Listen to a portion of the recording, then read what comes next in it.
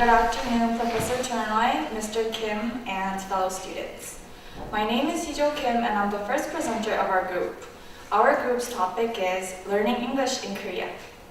We chose this topic because all four of us have an experience of living abroad. Not only did we live abroad, we all lived in different places. As for me, I lived in the States, and Chiang in Bangladesh, Jinsol in Australia, and Taewon in Netherlands. Thus, we thought that we would be able to have an objective viewpoint about learning English in Korea. Instead of saying cliches about negative aspects of Korea's educational system, we tried to relate our experiences to our topic. Our presentation will be given in a chronicle order. Me, I will be talking about elementary school, and Jiyoung about middle school, Jinsol about high school, and Taeyeon about university and life afterwards, and ways to study English. Now I will start my presentation, and I will be focusing mainly on elementary school students, as I said before. And my two main topics are, 1, why Korean elementary students learn English, and 2, the differences in class such as textbooks. I will be like I pass around the textbook. First of all, elementary school students learn English for various reasons. But the most well-known reasons are 1, the competition between parents, usually mothers, and 2, to be liked by other people. The reason competition between mothers might seem a little bit irrelevant, but actually in Korea, when mothers meet each other, all they talk about is how bright their child is and how good they're doing in class. So when one mother brags about how their child is so fluent in English and is doing in class, other moms force their child to study English so that they don't feel that their child is falling behind, which isn't really true.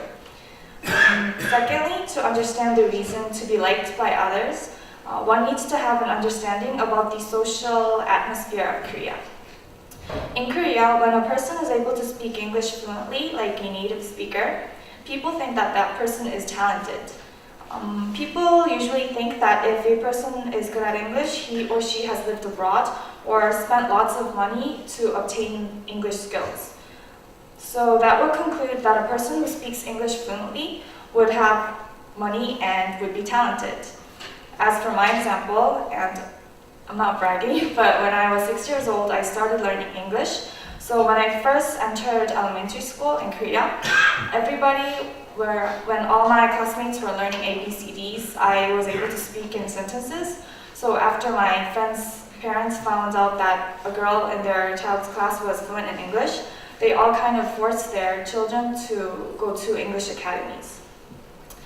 And actually, according to a statistics done by Gyeongyang newspaper in 2012, in March, over 60% of the students attending school in Daegu replied that they were going to English academies due to their parents' will.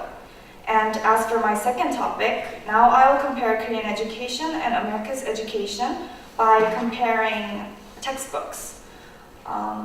So does anybody have the textbook right now? Okay, so if you look at the table of contents, well, as you look at American textbooks, they're more focused on why elementary school students should learn English and how to use English to express their thoughts more effectively.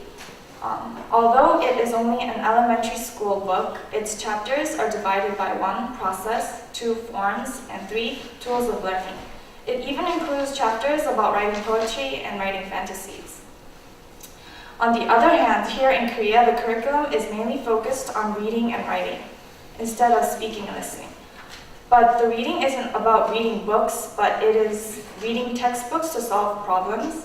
And also the writing isn't about using English for everyday uses, such as writing letters or writing notes, but only to write answers. Because the students are only forced to study English to solve problems and get good grades, lots of students are not motivated to study English. To summarize, although in Korea, most elementary school students are forced to study English by their parents and also to be liked by others, English is a language that people must achieve naturally, not an academic area that a person has to master. And thank you for listening.